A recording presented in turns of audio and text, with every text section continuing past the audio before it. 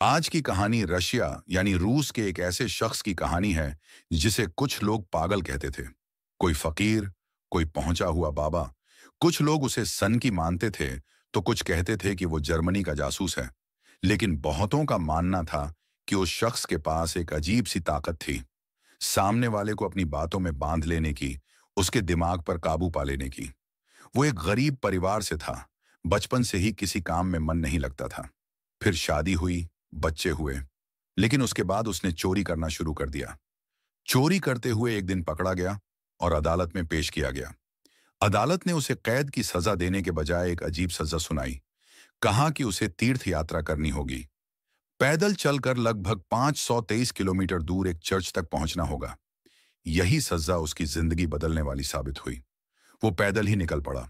रास्ते में उसके भीतर अजीब सा बदलाव आया और उसी सफर ने उसकी किस्मत बदल दी। धीरे धीरे वो शाही परिवार तक पहुंच गया। इतना असर हुआ कि एक वक्त ऐसा आया जब शाही परिवार उसके बिना कोई फैसला ही नहीं करता था। लोग कहते थे अगर वो जिंदा रहता तो शायद दूसरा विश्व युद्ध ही ना होता। लेकिन उसकी मौत भी किसी रहस्य से कम नहीं थी। उसे पहले साइनाइड दिया गया, लेकिन वो नहीं मरा।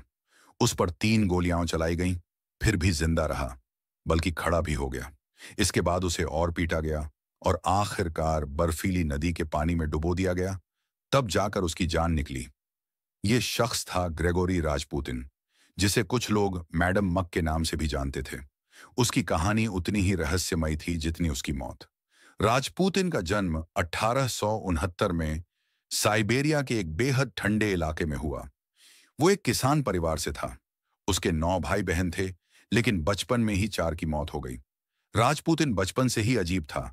न माँ बाप से ज्यादा बातें करता, न दोस्तों से घुलता। हमेशा तन्हा रहता।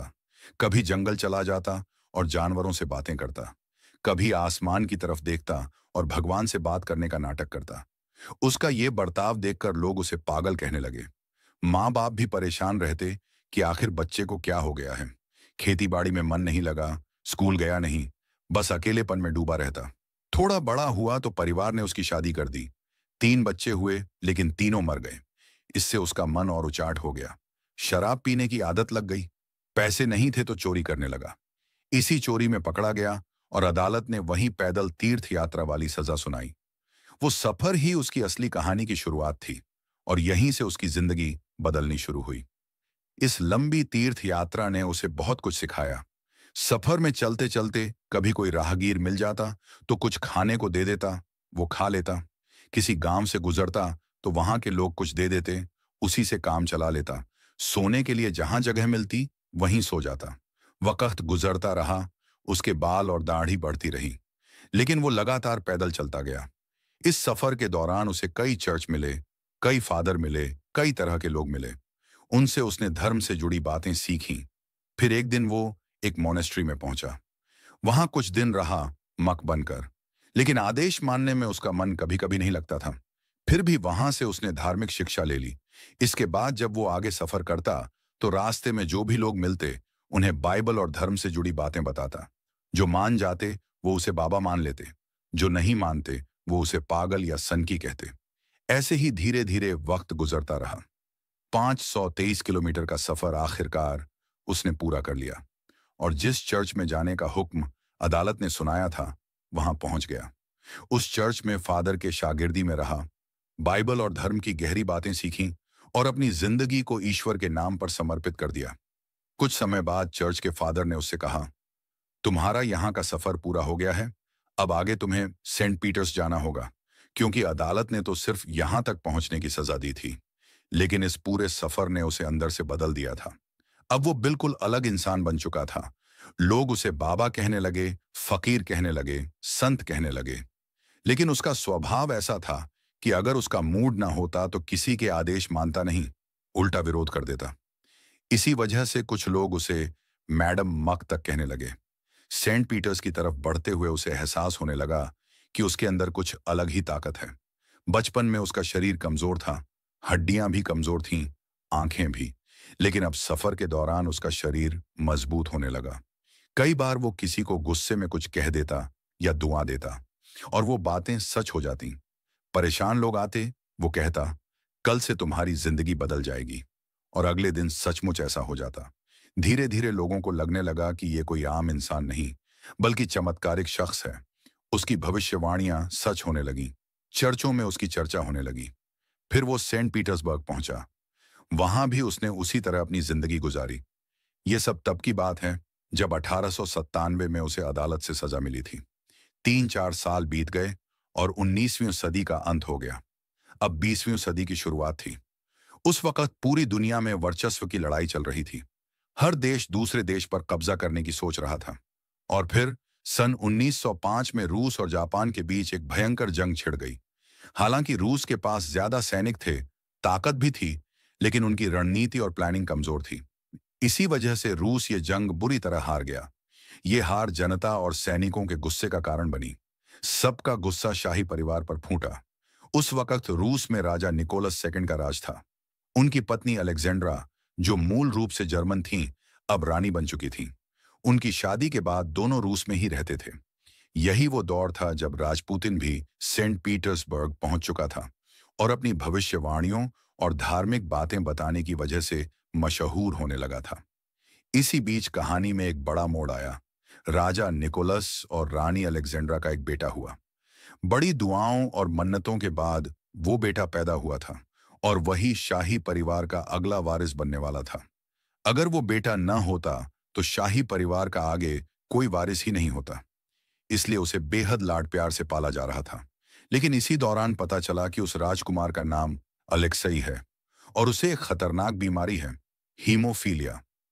इस बीमारी की सबसे बड़ी दिक्कत ये थी कि अगर शरीर पर कहीं जरा सा भी कट लग जाए तो खून बहना बंद नहीं होता और जान जाने का पूरा खतरा बना रहता। जितना इलाज कराया गया, उतने बड़े बड़े डॉक्टर बुलाए गए, लेकिन ठीक नहीं हो रहा था। शाही परिवार का इकलौता बेटा और भावी वारिस अलेक्सई धीरे धीरे मौत की तरफ बढ़ रहा था। राजा निकोलस और रानी अलेक्जेंड्रा परेशान थे। हर इलाज कर चुके थे, लेकिन कोई असर नहीं। ऐसे में किसी ने रानी को बताया कि सर्बिया से एक बाबा आया है जिसने लंबी तीर्थ यात्रा की है और अब सेंट पीटर्सबर्ग में है। कहा गया कि उसके पास कोई अजीब सी ताकत है। वो जो कहता है सच हो जाता है। उसके हाथों में शफा है, यानी बीमारियों को ठीक करने की ताकत। माँ बाप जब बेटे की जान के लिए तड़पते हैं तो किसी भी उम्मीद से सहारा ले लेते हैं, और यही उम्मीद उन्हें राजपुतिन में दिखी। उन्होंने तय किया कि क्यों ना इस बाबा को भी आजमाया जाए। यहीं से राजपुतिन पहली बार शाही महल बुलाया गया। महल में पहुंचने के बाद उसे राजकुमार अलेक्सई से मिलवाया गया। रानी अलेक्जेंड्रा ने उसे सारी कहानी बताई। उस वक्त राजकुमार को तेज बुखार था। 2-3 दिन से बुखार उतर ही नहीं रहा था। राजपुतिन ने न तो नब्ज देखी, न दवा दी, बस उसके माथे पर हाथ रखा। थोड़ी देर वहीं बैठा रहा और फिर रानी से कहा, चिंता मत करो, सब ठीक हो जाएगा। और फिर हुआ चमत्कार।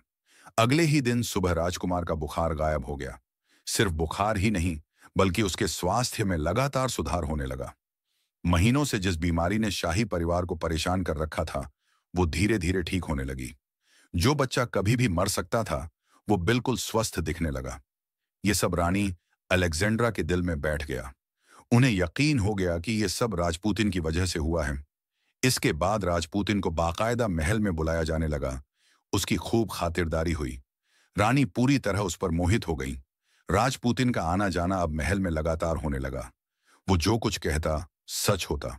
यहां तक कि जब उसने जंग के बारे में राय दी और कहा कि इस तरह रणनीति अपनाओ, तो जिन मोर्चों पर हार मिली थी, वहां जीत मिलनी शुरू हो गई। इन सारी घटनाओं ने राजपुतिन का कद शाही महल में इतना बढ़ा दिया कि अब वो महल में ही रहने लगा। फिर धीरे धीरे वो महारानी के बेहद करीब आ गया। राजपुतिन की जिंदगी की दो ही चीजें थीं। एक, वो औरतों के बेहद करीब रहता था और बहुत सारी औरतों के साथ उसके रिश्ते थे। महारानी पूरी तरह से उसके कब्जे में आ चुकी थी। राजपुतिन के बारे में एक और बात मशहूर थी कि उसके अंदर दूसरों को वश में करने की ताकत थी। कहते हैं उसके पास सम्मोहन की शक्ति थी और इसी ताकत से उसने न जाने कितनी औरतों को अपने वश में कर लिया था। यही वजह थी कि उसके लव अफेयर के किस्से पूरे रूस में फैलने लगे। यहां तक कि लोग उसे लव बाबा तक कहने लगे। धीरे धीरे रानी के साथ उसके रिश्तों की चर्चा पूरे राजमहल में गूंजने लगी। अब हालत यह हो गई कि शाही परिवार के हर बड़े फैसले में राजपुतिन का दखल रहने लगा। कौन मंत्री बनेगा, किसे हटाया जाएगा, फौज कहां जाएगी, किस देश से रिश्ता रखना है, सब कुछ उसी की सलाह पर होता। शुरुआत में उसकी बातें सच साबित होती रहीं, लेकिन जैसे ही रूस और जापान के बीच जंग छिड़ी और रूस को शर्मनाक हार झेलनी पड़ी, गुस्सा जनता पर नहीं बल्कि शाही परिवार पर उतरा। लोग कहने लगे कि निकोलस और उनका पूरा परिवार एक बाबा की बातों में फंसा है और देश को बर्बादी की ओर ले जा रहा है। यही गुस्सा बाद में विद्रोह में बदल गया। मजदूर और आम लोग सेंट पीटर्सबर्ग में शाही महल की तरफ कूच कर गए। सेना को आदेश मिला और सेना ने उन पर गोलियां बरसा दी। सैकड़ों लोग मारे गए। इस घटना को आज भी रूस में खूनी रविवार या ब्लडी संडे कहा जाता है। इस घटना के बाद से शाही परिवार डर गया, लेकिन राजपुतिन की पकड़ फिर भी ढीली नहीं हुई। उधर कम्युनिस्ट आंदोलन और लेनिन का प्रभाव भी बढ़ रहा था। इसी बीच राजा निकोलस का भतीजा फेलिक्स यूसुपोव, जिसने खुद गद्दी पर नजरें गड़ा रखी थीं, राजपुतिन से खार खाने लगा। फेलिक्स जानता था कि जब तक राजपुतिन जिंदा है, वह उसकी राह का सबसे बड़ा रोड़ा है। उसने तय किया कि अब उसे रास्ते से हटाना ही होगा। 30 दिसंबर की रात फेलिक्स ने साजिश रची। उसने अपनी बीवी के नाम पर राजपुतिन को महल बुलाया। राजपुतिन आधी रात वहां पहुंचा। उसे केक और शराब पेश की गई, जिसमें साइनाइड मिलाया गया था। लेकिन सबके होश उड़ गए जब जहर खाने के बाद भी राजपुतिन पर कोई असर नहीं हुआ। तब गुस्से में आकर फेलिक्स ने पिस्तौल निकाली और उसके पेट में गोली मार दी। राजपुतिन गिरा, लेकिन फिर उठ खड़ा हुआ। इस बार उस पर लगातार 3 गोलियां दागी गईं। फिर भी वो उठ खड़ा हुआ। तब सबने मिलकर उसे पीटना शुरू कर दिया। जब वो बेहोश हो गया तो उसे कपड़े में लपेटकर जमी हुई नदी में फेंक दिया गया। अगली सुबह खबर पूरे रूस में फैल गई। पोस्टमार्टम हुआ और सब हैरान रह गए। मौत न तो गोली से हुई, न साइनाइड से। मौत हुई थी डूबने से। एक ऐसा शख्स जिस पर जहर और गोलियां बेअसर हो गईं, उसे आखिरकार पानी ने मार दिया। राजपुतिन को शाही परिवार के खास कब्रिस्तान में दफनाया गया, लेकिन उसकी मौत ने रूस की राजनीति को हिला दिया। साल 1917 में फेलिक्स रूस से भाग निकला और विदेश में जा बसा, जबकि राजा निकोलस और उनके पूरे परिवार का साल 1918 में कम्युनिस्टों ने कत्ल कर दिया। राजपुतिन की मौत के बाद उसके ऊपर एक फिल्म बनाई गई। फिल्म में उसे औरतों का भूखा और पापी दिखाया गया और यहां तक कि फेलिक्स की बीवी आयरिन के साथ रेप का दृश्य भी दिखाया गया। लेकिन आयरिन उस वक्त जिंदा थी और विदेश में रह रही थी। उसने फिल्म बनाने वाली कंपनी पर केस कर दिया। अदालत ने फैसला सुनाया और प्रोडक्शन हाउस को भारी जुर्माना भरना पड़ा। इसी केस के बाद से दुनिया की हर फिल्म में डिस्क्लेमर लिखना जरूरी हो गया कि कहानी काल्पनिक है और किसी जीवित या मृत व्यक्ति से इसका कोई लेना देना नहीं। यानी दुनिया की हर फिल्म के शुरू में लिखा जाने वाला वो डिस्क्लेमर भी कहीं ना कहीं राजपुतिन की ही देन है। दोस्तों, ये थी कहानी उस शख्स की जो साइबेरिया के एक छोटे से गांव से निकलकर रूस के शाही परिवार तक जा पहुंचा और जिसकी मौत ने इतिहास की धारा ही बदल दी। तो दोस्तों, ये थी आज की रहस्यमयी और हैरान करने वाली कहानी।